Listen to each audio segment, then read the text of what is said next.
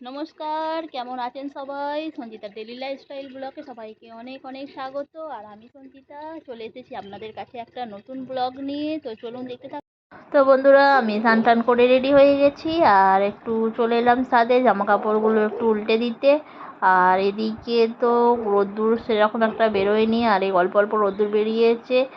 আর তারপরেই আমি চলে যাব রান্নাঘরে। আর এখানে তো আমার ভাত হচ্ছে।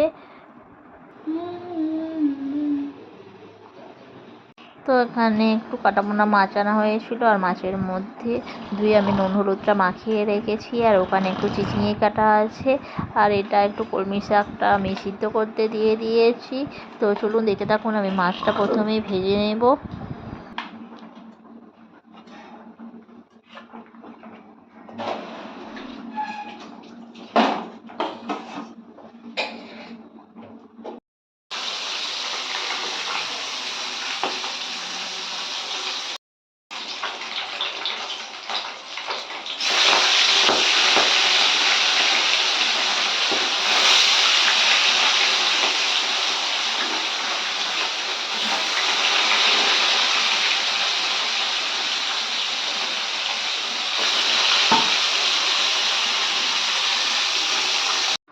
তো দেখতেই পাচ্ছেন মাছটা আমার লাল লাল হয়ে গেছে, আর আমি এটাকে এবার তুলে নেব।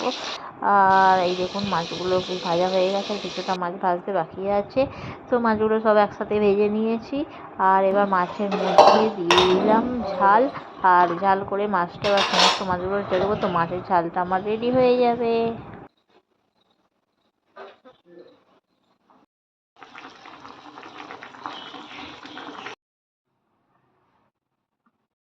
তো আজ বানাবো একটু চিচিঙের তরকারি। আর চিচিঙেগুলো কেটে নিয়েছিলাম, আর তারপর এটাকে তেলের মধ্যে ভেজে নেব।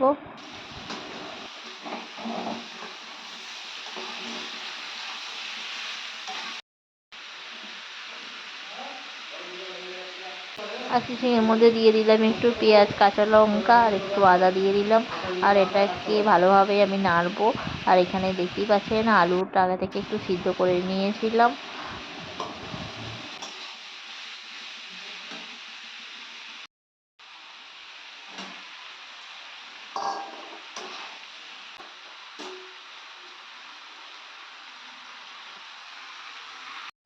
আর দেখতেই পাচ্ছেন আমি আলুটা দিয়ে দিয়েছি, আর দুটো একসাথে মিশিয়ে আমি খুব ভালোভাবে নেড়ে নেবো। আর এর মধ্যে আমি জল দেবো না। তো এটা একটু শুকনো শুকনো তরকারি হবে। আর এই দেখুন আমার চিচিঙের তরকারিটা রেডি হয়ে গেছে।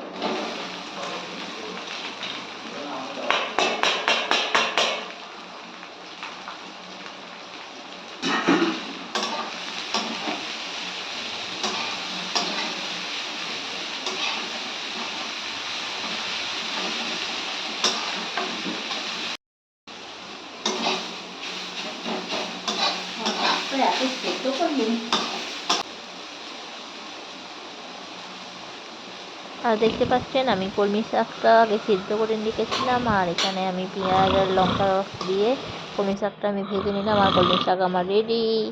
এখানে পটলগুলো আছে, পটলগুলোকে আমি দই পটল বানাবো। তো তার জন্য পটলগুলোকে ভেজে নেব।